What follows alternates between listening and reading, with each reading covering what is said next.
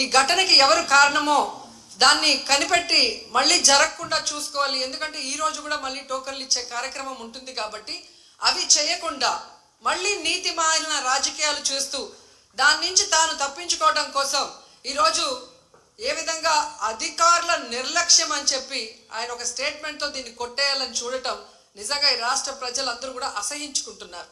ఎందుకంటే ఈరోజు అధికారులను కానీ టీటీడీ పాలక మండలిని కానీ ఎవరు నియమించారు? ఈ చంద్రబాబు నాయుడు గారే కదా. మరి ఒక అసమర్థుడిని ఈరోజు టీటీడీ చైర్మన్గా పెట్టడం జరిగింది, ఒక అసమర్థుడిని ఈరోజు ఎస్పీగా పెట్టడం జరిగింది, ఒక కలెక్టర్ని అక్కడ కలెక్టర్గా పెట్టారు. వీళ్ళెవరికి భక్తుల మీద ప్రేమ లేదు, అభిమానం లేదు, వాళ్ళకి సర్వీస్ చేయాలన్న మైండ్ సెట్ కూడా లేదు. ఎంతసేపు చంద్రబాబు నాయుడు చుట్టూ తిరుగుదామా, ఆయనకి భజన వేస్తే చాలు అనుకున్న కార్యక్రమం మనం 6, 7, 8వ తారీఖున చూసాం. జిల్లాలో ఉన్న తిరుపతి, చిత్తూరు జిల్లా ఎస్పీలతో సహా ప్రతి ఒక్కరూ కూడా చంద్రబాబు నాయుడు చుట్టూ తిరుగుతూ భజన చేస్తూ ఈరోజు ప్రజల్ని గాలికి వదిలేశారు. కాబట్టే నిన్న ఇంత పెద్ద సంఘటన జరిగింది. ఎంత దురదృష్టకరం అంటే ఇదేదో సడన్గా ఈరోజు ప్రోగ్రాం పెట్టారు, మాకు తెలియకపోవటం వల్ల ఇలా జరిగిందని చెప్పడానికి లేదు. ఎవ్రీ ఇయర్ వైకుంఠ ఏకాదశి లక్షలాది మంది భక్తులు రావటం మనం కళ్ళారా చూస్తున్నాం.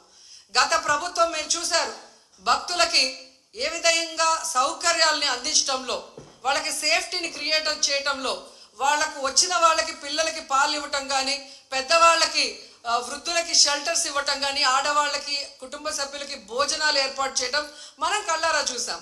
కానీ నిన్న ఫుల్ డే జనాలు ఎండల్లో రోడ్ల మీద పార్కుల దగ్గర కూర్చొని ఉంటే మంచినీళ్ళు ఇచ్చేవాళ్ళు లేడు, చిన్నపిల్లలకి పాలు ఇచ్చేవాళ్ళు లేరు, ముసలోళ్ళకి షెల్టర్స్ లేదు, భోజనాలు లేదు. అంటే ఎంత నిర్లక్ష్యం ప్రజలంటే, భక్తులంటే అనేది ఇక్కడ మనం గమనించాలి. నిన్న జరిగింది ఏదో ప్రమాదశాత్తు జరిగింది కాదు, ఇది ప్రభుత్వం చేసిన హత్యలు.